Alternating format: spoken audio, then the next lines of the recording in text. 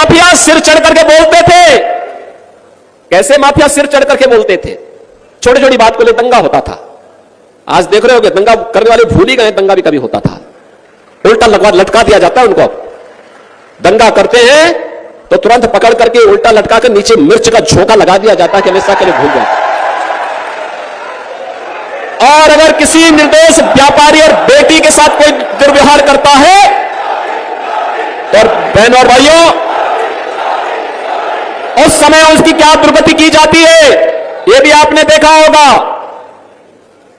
प्रयागराज का माफिया जबरदस्ती एक पिछड़ी जाति के व्यक्ति की निर्मम हत्या करने के आरोप में किस तरीके का व्यवहार करता था, और बहनों और भाइयों उसकी प्रॉपर्टी को जब्त करके हमने गरीबों के लिए मकान बना दिए। वहां लोगों ने कहा ये सब क्या कर रहे हैं, तो बहुत बड़ा माफिया है। हमने कहा कितना बड़ा माफिया है तो समय बताएगा, लेकिन फिलहाल गरीबों को मकान बनाऊंगा भी और अपने हाथों से मैं देने के लिए जाऊंगा। और मैं स्वयं गया था वहां देने के लिए। बहनों और भाइयों, यह केंद्र की या राज्य की जो भी सरकार है, इसका एक ही विजन है, और वह है जनता जनार्दन की सेवा करना, अपने राज्य को और अपने देश को दुनिया की सबसे बड़ी ताकत बना देना,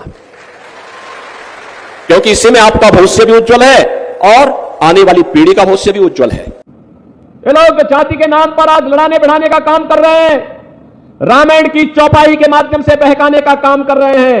ये तो फिर से त्रेता युग की याद करा रहे हैं, जैसे काल ने भी चुपचाप गुमराह करने का प्रयास कर रहा था। अरे आप तो बजरंगी हैं, पहचानिए इन लोगों को।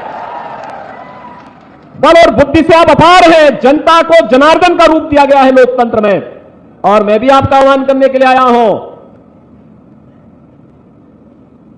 कि आपको लोकतंत्र ने इतनी ताकत दी है।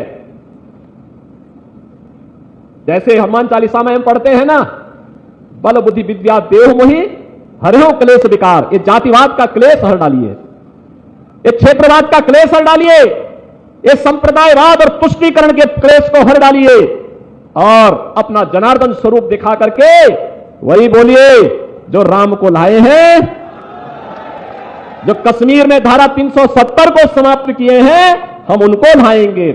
जिन्होंने 3 तलाक की कुप्रथा को समाप्त किया है, हम उनको लाएंगे। तथा अरे जिस सहारनपुर को शिक्षा के एक पवित्र केंद्र के रूप में देश के अंदर सिरमौर होना था या पश्चिम का काशी बनना था, उसको आपने मजहबी जुनून का अड्डा बना दिया अराजकता फैलाने के लिए, थोड़ी थोड़ी बातों के लिए फतवा जारी करने के लिए। अब वैक्सीन भी कैसे दी जाएगी, यह भी फतवे से तय होगा। अरे डॉक्टर और वैज्ञानिक तय करेंगे या कोई फतवा तय करेगा?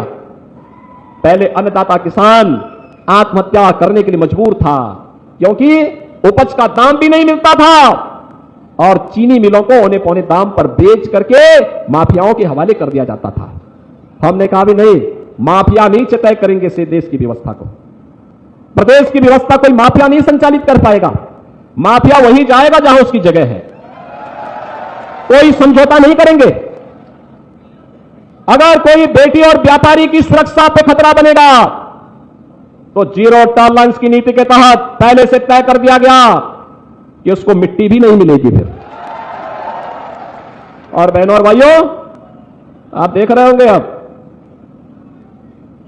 कोई जेल में, कोई जहन्नुम में, और बाकी जो बचे हुए हैं स्वयं ही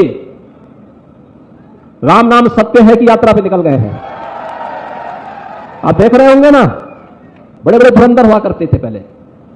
सपा के लोग कैसे उनके सामने दुम दबा करके चलते थे, कांग्रेस के लोग कैसे नतमस्तक हुआ करते थे। जब ये चलते थे तो मुख्यमंत्रियों के काफिले रुक जाया करते थे, मंत्रियों के काफिले रुक जाया करते थे, और सरकार बदली।